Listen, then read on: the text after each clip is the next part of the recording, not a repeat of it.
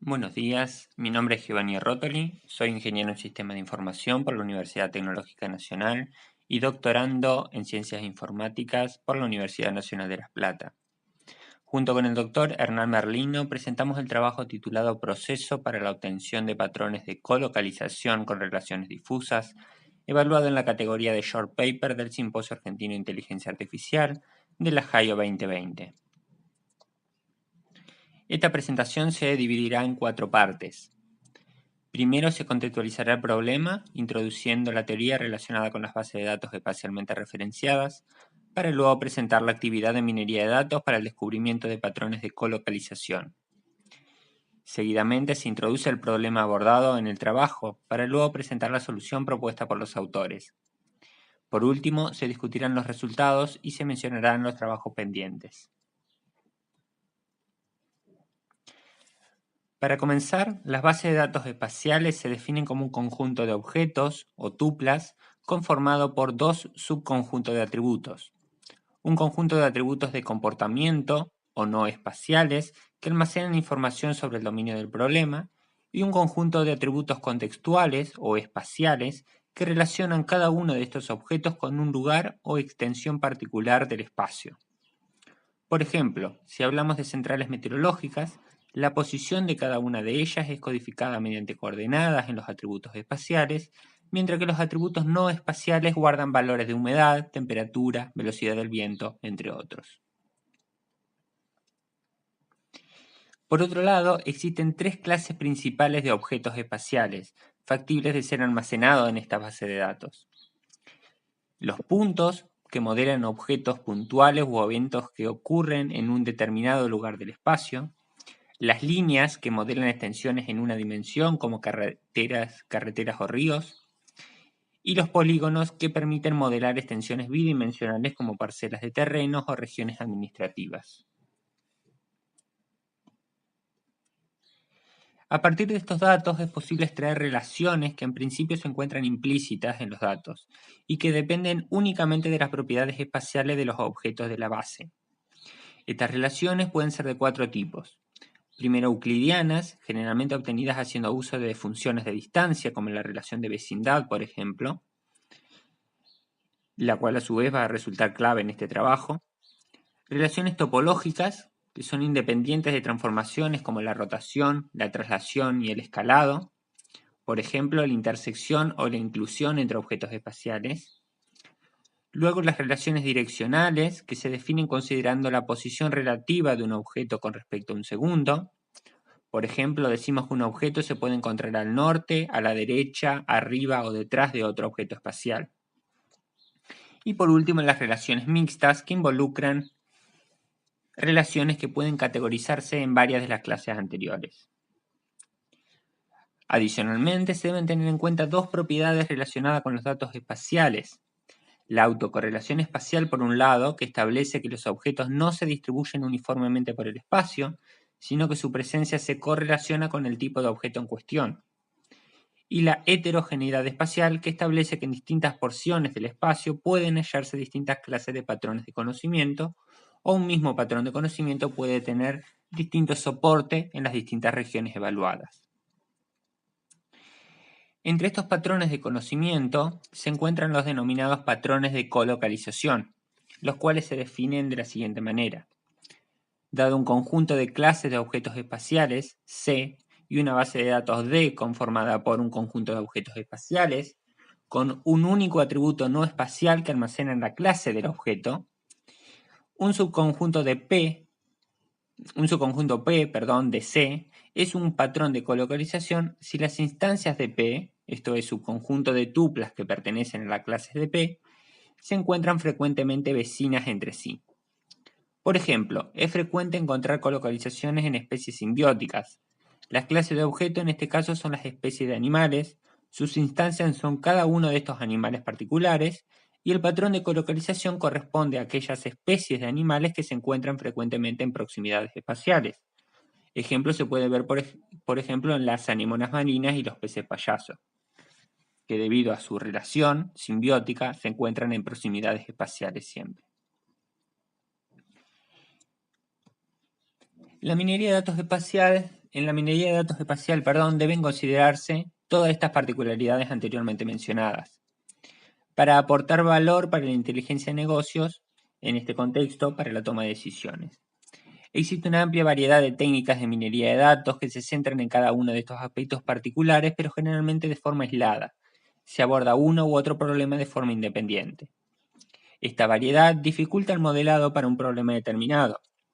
Además, el costo computacional en el que se incurre hace que sea necesario un proceso que permita generar prototipos solución a problemas, lo que además se ve limitado por la escasez de herramientas de software. En este trabajo se propone la utilización de un enfoque transaccional para la obtención de patrones de colocalización. Esto es, un enfoque que genera transacciones a partir de los datos espaciales. Estos datos son utilizados como entrada de tecnologías de minería de datos relacionales tradicionales para la obtención de patrones de colocalización. El proceso además divide el espacio considerado para la evaluación local de las regularidades encontradas. Por último, se posibilita la evaluación difusa de las relaciones de vecindad para considerar definiciones vagas de cercanía entre tipos de datos espaciales y evitar definición de valores de umbral estrictos en el cálculo de las mismas. El proceso propuesto consiste en 5 actividades conceptuales, como se ve en la imagen de la diapositiva. El mismo inicia con la preparación de los datos espaciales provistos como entrada, generalmente en formatos vectoriales o capas shapefile. Los datos serán integrados y limpiados, eliminando anomalías si resulta necesario. Como salida de esta actividad, debe constar un único registro de datos espaciales con los atributos contextuales correspondientes y un atributo nominal cuyo valor indique el tipo de objeto espacial en cuestión.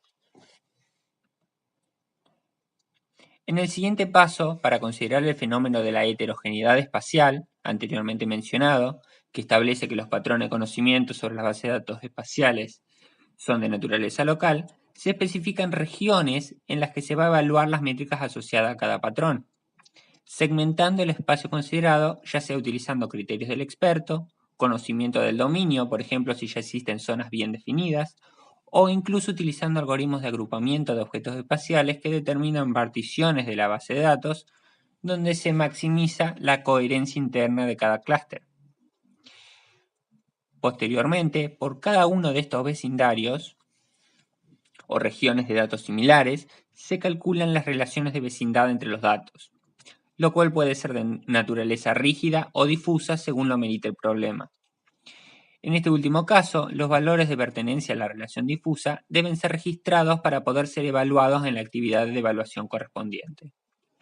Luego, el soporte de la relación difusa es modelado haciendo uso de teoría de grafos. Esto es, todos los pares de objetos cuyo grado de pertenencia a la relación sea mayor que 0 serán adyacentes a través de una arista en el grafo resultante. Como salida de esta actividad, habrá un grafo por cada uno de los vecindarios obtenidos en la actividad anterior. Luego, por cada uno de estos modelos gráficos, se buscan los cliqués máximos con algoritmo de minería de grafos. Un clique máximo se define como un subgrafo completo que no es subgrafo de ningún otro subgrafo completo. Cada uno de estos cliqués modela un conjunto de instancias de objetos espaciales que se encuentran vecinas entre sí simultáneamente. Luego, por cada uno de estos cliqués se generan datos transaccionales según la presencia o ausencia de un determinado tipo de objeto en dicho cliqué. La base de datos resultante poseerá una columna por cada clase de objeto espacial y una fila por cada cliqué. En la intersección habrá un 1 si el tipo de objeto se encuentra en el cliqué y un 0 en caso contrario. De esta forma, cada transacción representará un conjunto de datos espaciales ubicados vecinos entre sí. Una vez se tienen estas transacciones, se procede a evaluar las asociaciones frecuentes utilizando algoritmos de minería de datos tradicionales, como el algoritmo a priori o FP-Grout, como si del clásico ejemplo de buscar asociaciones en compra de supermercados se tratase. En esta analogía, cada cliqué es una compra y cada tipo de objeto espacial es un producto, como hemos mencionado anteriormente. Las asociaciones descubiertas en esta base de datos permitirá determinar los patrones de colocalización frecuentes. Es posible además utilizar algoritmos de clasificación como árboles TD y DT utilizando un tipo de objeto espacial como objetivo para determinar los patrones únicamente asociados con el target especificado. Luego, se procede a evaluar los resultados considerando las instancias de cada patrón. En este caso, de utilizarse relaciones difusas, es necesario determinar el grado en el que las instancias del patrón cumplen con la relación de vecindad. Se puede utilizar distintas medidas para obtener una métrica representativa. La t-norma min, por ejemplo, se sugiere porque permite obtener el mínimo valor de pertenencia o el mínimo grado de pertenencia en la relación de vecindad. Pero depende del dominio del problema, obviamente. Es posible además el cálculo del valor de pertenencia promedio y la desviación estándar para tener una idea de la dispersión de esta medida. El método ha sido probado con resultados positivos sobre bases de datos sintéticas diseñadas con patrones prototipo que debían ser encontrados mediante este método. El método permite el descubrimiento de los mismos de forma apropiada. Los trabajos abiertos se relacionan con la validez del método para ser implementado, cuestión que ha sido abordada en estos meses que ha pasado entre la presentación y la aprobación de este artículo. Los expertos han indicado que el método puede ser difícil de comprender debido a que no todos poseen conocimiento sobre lógica difusa, pero es una cuestión que se puede abstraer y automatizar. Además, como ya hemos mencionado, el método puede ser utilizado con conjuntos rígidos sin ninguna adaptación adicional. Según los expertos, resulta valiosa la modularidad y la utilización de algoritmos de minería de datos tradicionales. La extracción de cliques máximos puede ser una tarea compleja, por ser un problema NP-hard, pero la búsqueda de esta clase de patrones cae dentro de la misma categoría. Además, los algoritmos de búsqueda de cliques máximos suelen implementar heurísticas para mejorar la performance. Sin más que agregar sobre este trabajo, les agradecemos su atención y quedamos abiertos a cualquier consulta por el canal brindado por la organización del evento. En caso de ver este video luego de finalizadas las jornadas, pueden dirigir sus consultas al siguiente email. Muchas gracias y hasta la próxima.